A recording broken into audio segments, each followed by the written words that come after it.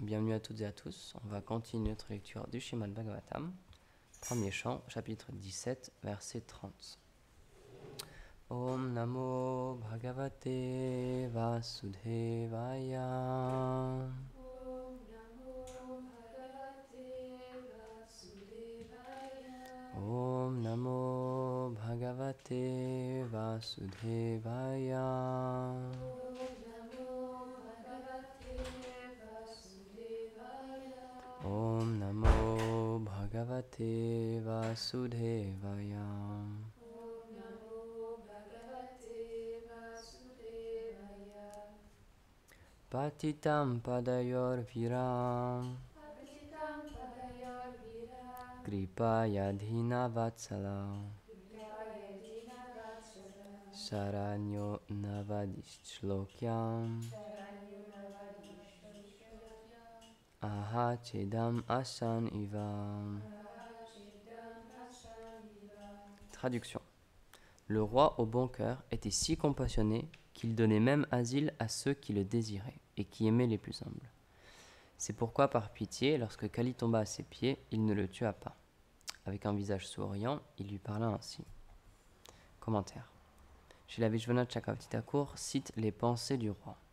Puisqu'il a pris refuge en moi, je ne peux le tuer, car même s'il est mauvais, l'irreligion apparaîtra et se répandra par le fait de tuer une personne qui s'est abandonnée. L'irreligion entrera en moi et ne pourra disparaître. Fin de la citation.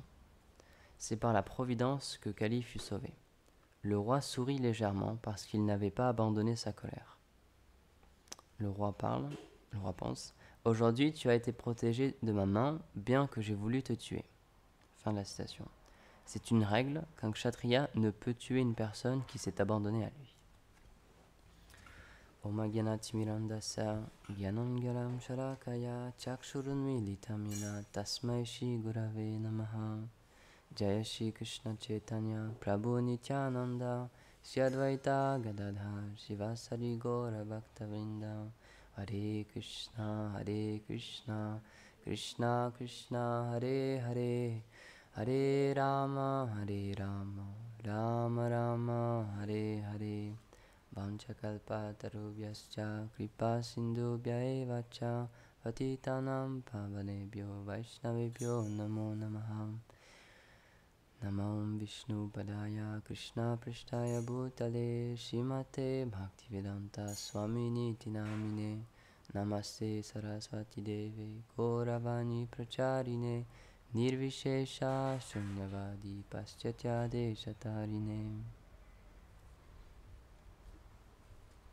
C'est un petit peu les mêmes versets que ce qu'on a lu les autres jours, donc ça, on continue pour montrer à quel point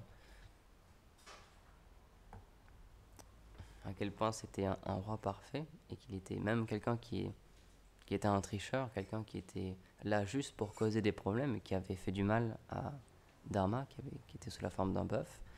Puisqu'il avait pris refuge en lui, il était obligé de suivre cette règle qui veut qu'un kshatriya, un vrai guerrier, il doit donner asile, doit donner refuge à quelqu'un qui s'abandonne à lui.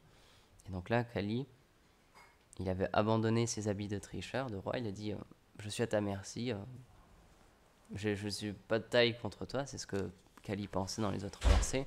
Il s'est rendu compte qu'il ne pouvait pas se battre contre lui, c'était pas possible, il allait perdre. Donc il dit, en dernier recours, par peur, c'est expliqué, pas par bonne conscience ou parce qu'il se sentait repentant, mais c'est par pure peur, il s'est abandonné à lui. Et du coup, le roi il était obligé de le sauver, puisque c'est un roi, et donc il dit, si je montre le mauvais exemple, ici je le tue, alors à cause de mon acte, l'irreligion va entrer dans mon royaume, et ça va causer beaucoup de problèmes. Donc, on peut voir que les principes, c'était vraiment très important à cette époque-là, et que, comme tu avais fait le rapprochement une fois, c'est un peu une situation un peu similaire aussi dans l'histoire avec Ramachandra, dans le Ramayana. Tout a commencé, on peut dire, tout s'est déclenché avec des promesses, en fait. C'est le roi qui avait fait une promesse à une de ses reines, et même il était obligé de tenir sa promesse, même si ça lui fendait le cœur, et qu'à cause de cette promesse, il a dû exiler son propre fils. Puisque c'était une promesse qu'il avait faite, il était obligé de la tenir. Et en plus, encore après, Ramachandra, quand il a entendu ça, quand il a entendu qu'il devait quitter le royaume, puisque son père avait fait une promesse, tout le monde, personne ne voulait qu'il quitte le royaume, même tous les habitants. On peut dire que là, c'était l'unanimité des gens du royaume. Ils ont dit, c'est pas grave, si tu brises la promesse de ton père et que tu restes, nous, on sera heureux, on sera vraiment très contents, puisqu'on veut pas que tu partes. Mais lui, il a dit non, c'est une promesse et je suis obligé de la tenir. Et donc, même s'il était un prince, même s'il était destiné à régner et à vivre dans un palais magnifique avec tout ce qu'une personne peut rêver, il a délaissé cette chose-là. Il s'est vêtu très simplement avec des écorces et il allait vivre dans la forêt pendant des années à manger seulement des racines et des fruits, alors qu'il avait une vie de prince qui pouvait l'attendre. Et encore une fois, tout le monde lui dit, mais non, non, c'est pas grave, tu peux rester, ça va être très bien. Mais il a dit non, il faut suivre la voie du dharma, il faut suivre la voie de la justice. Et donc, mon père a fait une promesse, et donc je dois tenir cette promesse.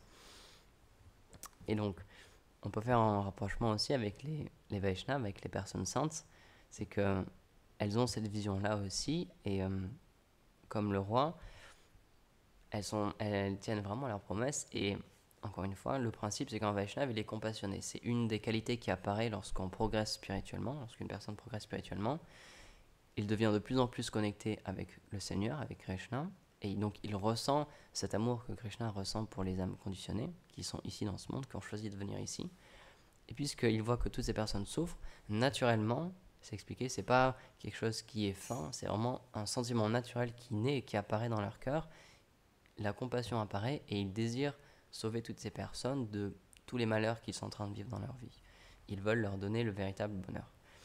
Et donc, peu importe les personnes qui viennent les voir, c'est ce sentiment qui prédomine, ce sentiment de compassion et de miséricorde, et donc ils les aideront du mieux qu'ils le peuvent. Même si ces personnes, ce sont des tricheurs, ou ce sont des personnes qui ont commis des actes vraiment atroces, et là, on va voir, c'est Kali, l'âge de Kali personnifié qui vient, donc c'est la querelle et l'hypocrisie personnifiée qui vient, et puisqu'il s'abandonne au roi, c'est expliqué même, c'était par peur, encore une fois, c'était pas vraiment sincère, c'était juste par peur, il voulait juste sauver sa vie, et même avec ce sentiment, le roi l'a accepté, il a permis de le maintenir en vie.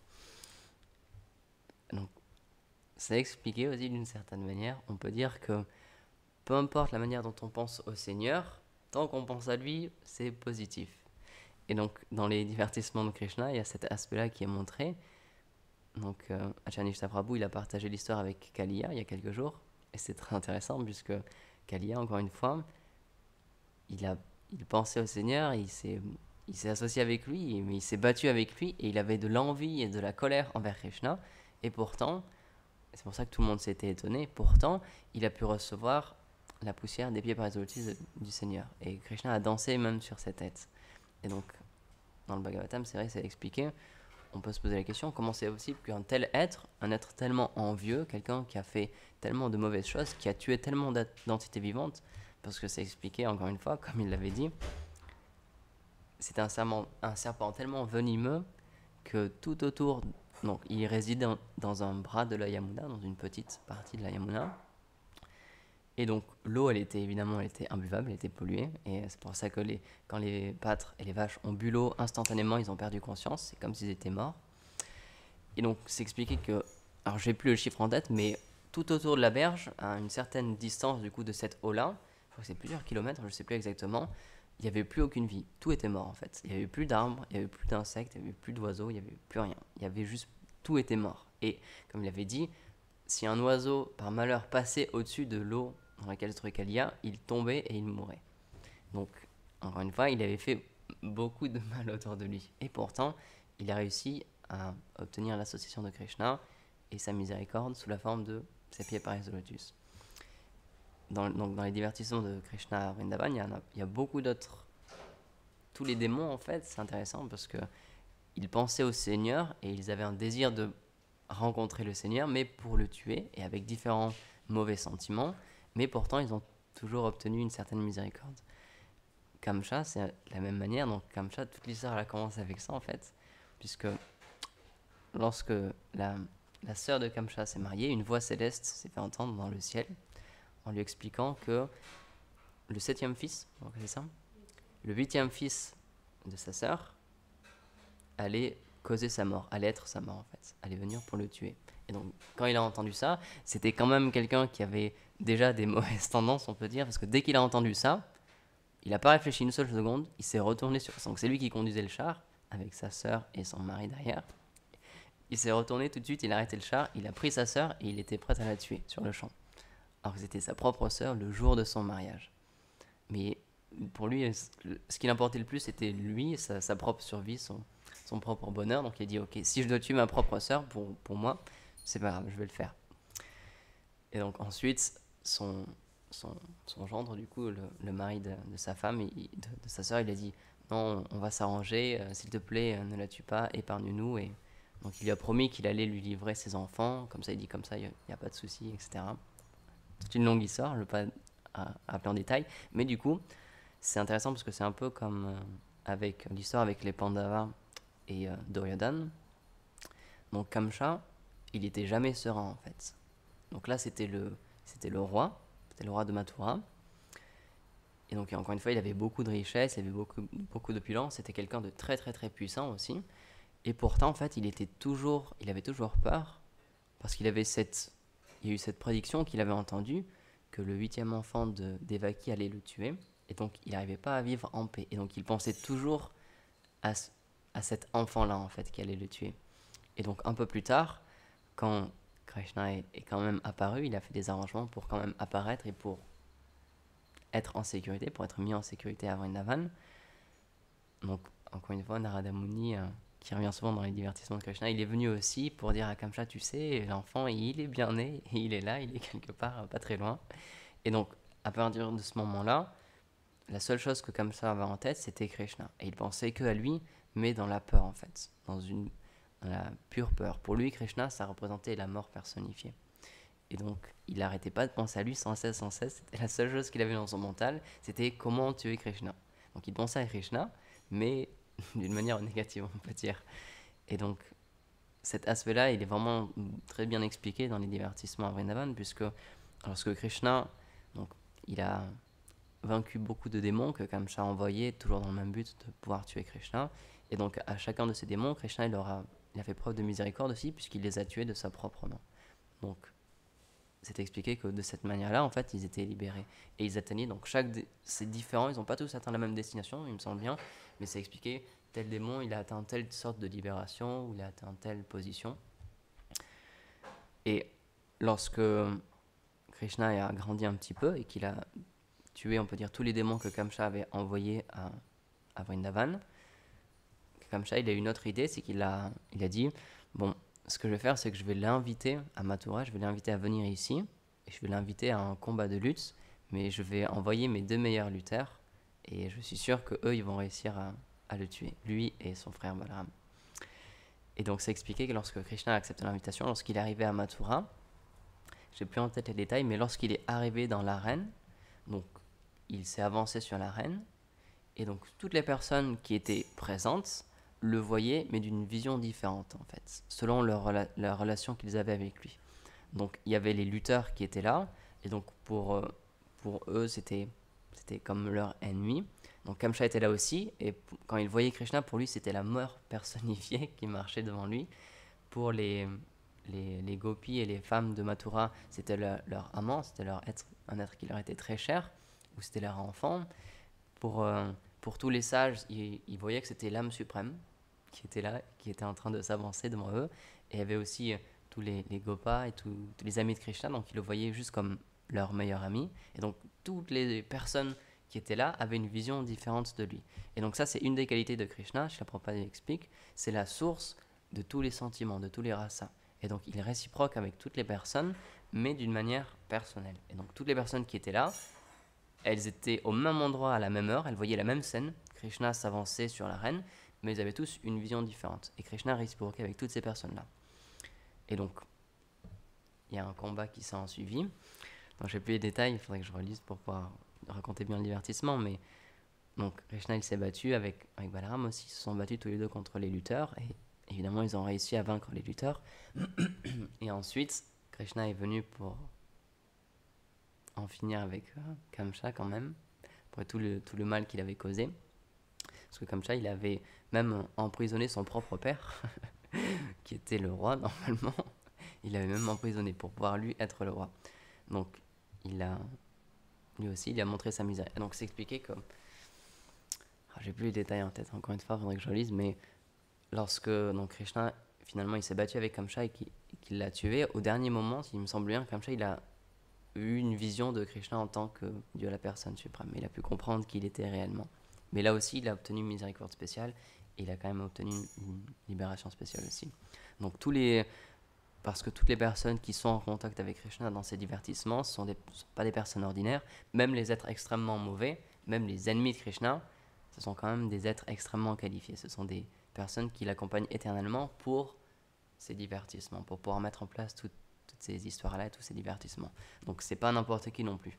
Mais ces images nous sont données et ces histoires nous sont données pour nous faire comprendre que peu importe qui on est, peu importe ce qu'on a fait, ça nous empêche pas d'obtenir quand même la miséricorde du Seigneur, puisque c'est notre nature éternelle.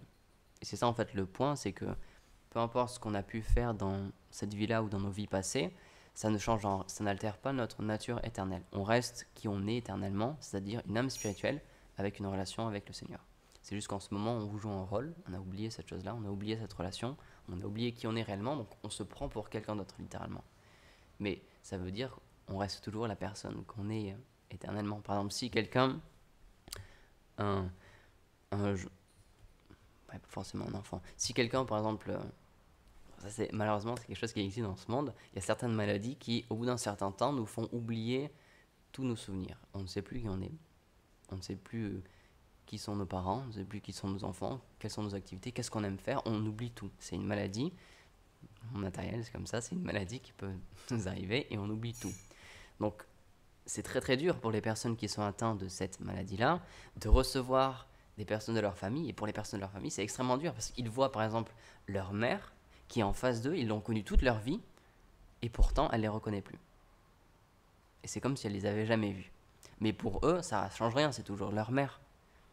C'est juste qu'elle, en ce moment, elle a oublié cette chose-là. Mais pour eux, ils ont grandi avec elle. C'est grâce à elle qu'ils ont pris naissance. Donc ils savent, c'est ma mère. Ils ont toujours cette relation avec elle. Et ils savent, et ça reste ma mère quand même. Même si elle a oublié qui elle est. Même si elle ne me reconnaît pas comme son enfant, elle reste toujours ma mère. Donc de la même manière, spirituellement, c'est ça en fait. Notre âme, elle a une identité. Et peu importe ce qu'on pense être en ce moment, c'est pas grave. Puisqu'on reste toujours, notre identité éternelle, elle reste toujours là. Encore une fois, vraiment, il faut bien comprendre qu'en ce moment, c'est comme si on est atteint d'une maladie, de la même manière que cette maladie-là, on a oublié qui on est. On se prend pour plein de personnes, pour plein d'activités différentes, on veut faire plein de choses différentes, mais on a oublié qui on est éternellement. Mais du coup, cette chose-là, cette identité, elle reste là, elle ne bougera jamais. Donc c'est ce qu'expliquent les acharyas. Srila Bhaktivedanta Thakur, il explique beaucoup ça aussi dans le Jaiva Dharma. Donc il explique, c'est ça en fait, le Jaiva Dharma, c'est l'activité éternelle de l'âme, l'identité éternelle de l'âme. Et peu importe en ce moment, donc dans cette vie-là, peu importe où est-ce qu'on a pris naissance, ce qu'on a fait dans notre vie, dans les années qui ont passé, etc., ça ne nous enlève en rien notre identité, qui est d'être un serviteur éternel du Seigneur. Et c'est avec cette notion-là qu'on peut comprendre que les Vaishnavas, ils ont vraiment le désir d'aider le plus de personnes à retrouver leur identité et à partager du coup cette connaissance-là pour leur permettre de se soigner de cette maladie où ils ont oublié qui ils sont. Et ils essaient désespérément d'être heureux en devenant quelqu'un d'autre ou en se prenant pour quelqu'un d'autre, mais on n'y arrive pas en fait dans ce monde. Puisque, encore une fois, la seule chose qui nous rendra réellement heureux, c'est de retrouver qui on est éternellement. C'est ça qui va réellement nous satisfaire pleinement, c'est de retrouver notre relation avec le Seigneur, de dire « Ah mais oui, c'est ça que je suis en fait. Et c'est ça que je cherche depuis tout ce temps. » Mais vu qu'on n'a pas cette chose-là, on essaie de plein de manières différentes, encore une fois en voyageant, en ayant différents métiers, en rencontrant différentes personnes, mais on n'arrive jamais à être pleinement satisfait. Et donc les Vaishnavas, ils ont cette compassion-là, et pour eux, ce qui est le plus important, c'est d'aider le plus de personnes à pouvoir petit à petit retrouver leur relation avec le Seigneur. Et donc c'est pour ça qu'ils partagent cette connaissance, c'est pour ça qu'ils écrivent des livres ou qu'ils les distribuent. Il y a certains dévots qui sont partis encore aujourd'hui ce matin pour distribuer des livres, parce qu'ils ont conscience que tout le monde est une âme spirituelle, tous les êtres vivants de ce monde sont une âme spirituelle, ils ont tous une relation avec le Seigneur qui est différente, c'est vrai, mais ils ont tous une relation avec lui. Et si elles souffrent en ce moment, c'est parce qu'elles ont oublié cette chose-là. C'est juste à cause de ça. Donc, les Vaishnavas, ils ne peuvent pas s'empêcher en fait d'aider les personnes. Et comme dans cette histoire-là avec Kali, même si ce sont des personnes qui, dans cette vie-là, elles ont une nature d'être tricheuses ou alors de faire du mal, etc., ou d'être des personnes pas si bonnes que ça, on peut dire, d'un point de vue social, etc., elles peuvent pas s'empêcher, elles ont de la compassion et ça déborde en fait de leur cœur, puisque le Seigneur est présent dans leur cœur, donc la compassion déborde de leur cœur et ils peuvent pas s'empêcher, ils doivent aider ces gens-là. Et donc, récemment, dans les divertissements de Mahaprabhu aussi, il y a cet aspect-là qui a été montré dans un exemple vraiment très très fort aussi. C'est Jagai et Madai, donc c'était deux personnes, c'était deux voleurs en fait, deux brigands on peut dire, qui causaient énormément de troubles aussi dans la société dans laquelle ils étaient, dans la ville dans laquelle ils étaient. Donc ils volaient les gens, ils les détroussaient, ils tuaient des gens, c'était des meurtriers aussi, ils violaient les femmes, etc. Et pour eux, c'était un mode de vie normal, c'était comme ça qu'ils vivaient, et c'est ça qui les rendait heureux. Et donc, lorsque le Seigneur Nityananda et c'est Advaita, non, lorsque Nityananda Prabhu et Haridas Thakur, ils étaient dans ce processus justement de faire Sankirtan, en fait, d'aller dans la rue et d'aller voir tous les gens, de frapper à la porte des gens et de les instruire et de leur donner cette connaissance-là, s'il vous plaît, chantez à propos de Krishna, apprenez à propos de Krishna, pensez à Krishna, etc. Ils ont vu ces deux personnes-là, et donc ils se sont dit, ah vraiment eux, je pense que ça peut être une très bonne idée d'aller les voir, parce que, regarde, si on arrive à les faire changer de vie, parce que tout le monde les connaît, ils sont bien connus, tout le monde sait qu'ils font des actes vraiment très très très répréhensibles, et si on arrive à les faire changer de vie, alors le Seigneur Mahaprabhu sera vraiment reconnu dans le monde entier comme avoir pu sauver ces deux êtres-là, qui sont vraiment vraiment des êtres très mauvais. Tout le monde est d'accord sur ce point-là. Donc si on arrive à les sauver, ça va être vraiment un super exemple pour notre mouvement, pour pouvoir prêcher. Et donc ils sont allés les voir, mais évidemment, eux, ça les intéressait pas du tout. Donc quand ils ont vu ces deux personnes-là venir les prêcher sur une vie spirituelle, tout ce qu'ils ont voulu faire, c'est les tuer. Donc ils ont commencé à leur courir après. Et donc là, Nityananda Prabhu s'est mis en colère contre Haridas. Ils ont discuté un peu, ils ont dit, regarde, à cause de toi, maintenant on va mourir. On est en train de se faire poursuivre par deux personnes, ils veulent rien entendre, vraiment rien du tout. Moi, je pense que c'était contraire, c'était Nityananda qui voulait les délivrer. Ah, c'était Nityananda qui voulait vraiment les délivrer. Et donc quand ils ont commencé à se faire poursuivre, là, Haridas a dit, mais regarde ce que tu as fait. Là, tout ce qu'on va avoir, ce qu'on va obtenir, c'est on va se faire tuer, c'est tout. Mais Nityananda Prabhu, il avait vraiment ce désir-là de sauver ces personnes-là. Sauf que, à un moment donné, une de ces deux personnes-là, encore une fois, parce qu'elle était vraiment recouverte par ses qualités matérielles qui sont la colère, l'envie, l'avidité, etc., elle a lancé un pot, une jarre en fait, un pot en terre sur Nityananda Prabhu. Et donc, Nityananda Prabhu, il a commencé à saigner. Il a reçu ce pot sur sa tête et il a commencé à saigner. Et lorsque Chaitanya Mahaprabhu a eu vent de cette nouvelle-là, a entendu ça,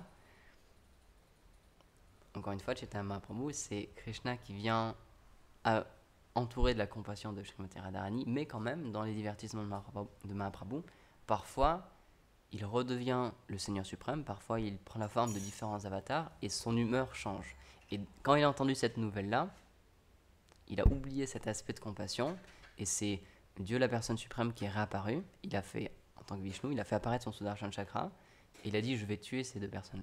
Tout de suite, il a dit, je ne peux pas tolérer que quelqu'un touche à mon associé éternel et lui fasse du mal. Donc, il a laissé de côté ce pourquoi il était venu, donc la compassion, et il s'est précipité sur les lieux pour châtier ces deux personnes et pour les tuer.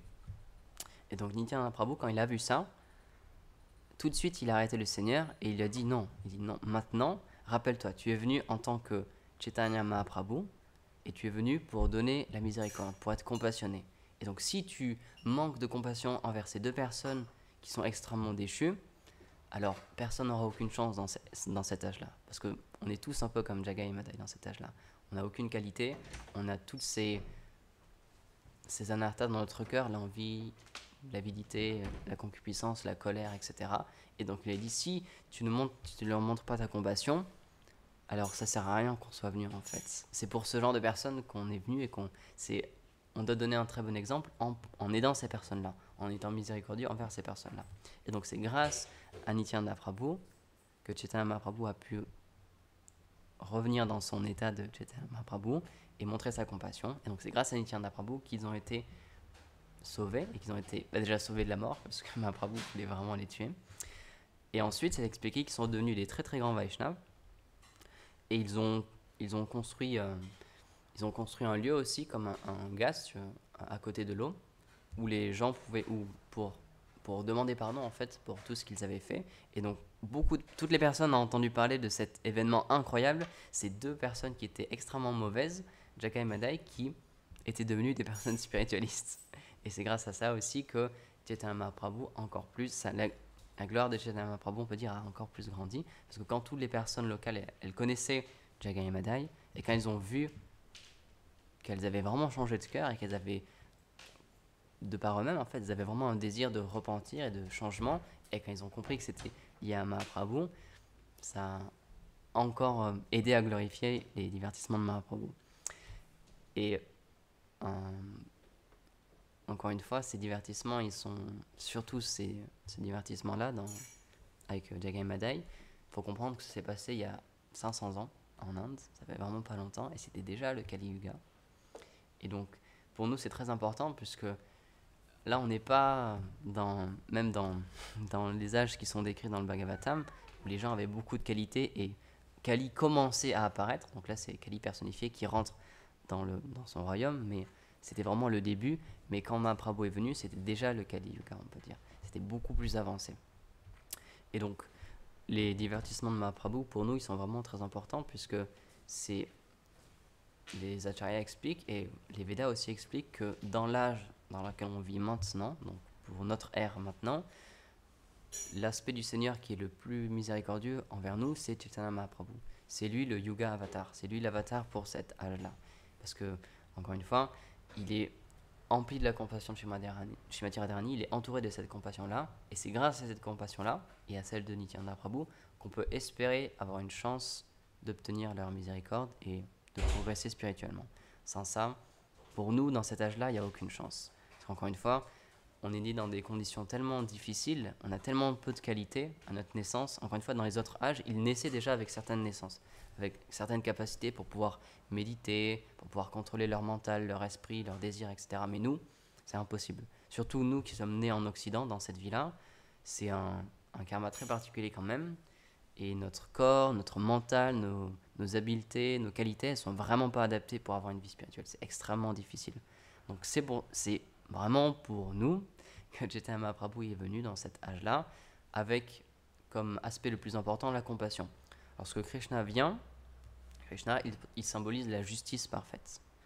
Et donc il est réciproque selon nos capacités, selon notre abandon, etc. Mais Mahaprabhu, il y a un aspect en plus qui vient, c'est la compassion de Srimati Radharani. Et donc, c'est cet aspect de compassion qui vient avant l'aspect de est-ce qu'il est qualifié ou pas. À quel point je dois réciproquer avec lui, est-ce que je suis juste avec lui, ou à quel niveau, etc. Dans les divertissements de Mahaprabhu, Nityananda Prabhu, c'est vraiment cet aspect-là. Donc c'est pour ça que nous, le Panchatattva, il est extrêmement important. C'est pour ça que comme Srila Prabhupada nous a enseigné, lorsqu'on chante notre japa, avant chaque tour, ou à la fin de chaque tour, on récite le Panchatattva mantra et on demande toujours la miséricorde de Chaitanya et Nitai pour pouvoir progresser. Donc, c'est pour ça qu'on dit Gora Bhakta Vrinda. On est des dévots de la Sampradaya de Chaitanya Mahaprabhu. Et donc, pour nous, c'est vraiment un point central de notre vie spirituelle, c'est le Seigneur Mahaprabhu, le Seigneur Nityananda et ses associés. Et c'est grâce à eux que dans cet âge-là, maintenant, donc l'âge de Kali, avec toutes les mauvaises qualités que l'on a et qui sont omniprésentes autour de nous, donc qui nous influencent, même si on ne le veut pas vraiment, ces influences-là de l'âge de Kali, elles sont bien présentes.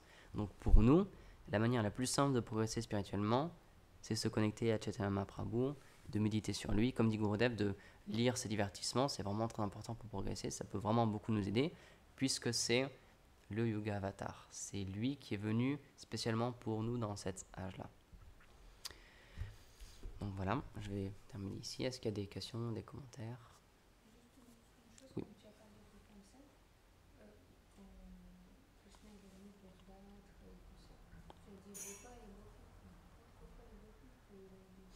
Il me semble qu'ils étaient là parce qu'ensuite, quand ils l'ont battu, ils sont descendus avec lui dans l'arène, je crois. Il me semble. Les Gopas, je crois qu'il n'y avait que les Gopas, je suis pas sûre. Ah, pas les gopis. pas les gopis, c'est juste les gopas qui sont Ok. Rectification, merci beaucoup. Oui, donc dans l'arène, avec Kamsa et les lutteurs, lorsque Krishna est venu, il y avait les gopas qui étaient venus de Vrindavan, mais pas les gopis, c'est ça. C'était juste les femmes de Mathura, voilà, c'est ça, pardon. C'était les femmes de Mathura qui étaient présentes.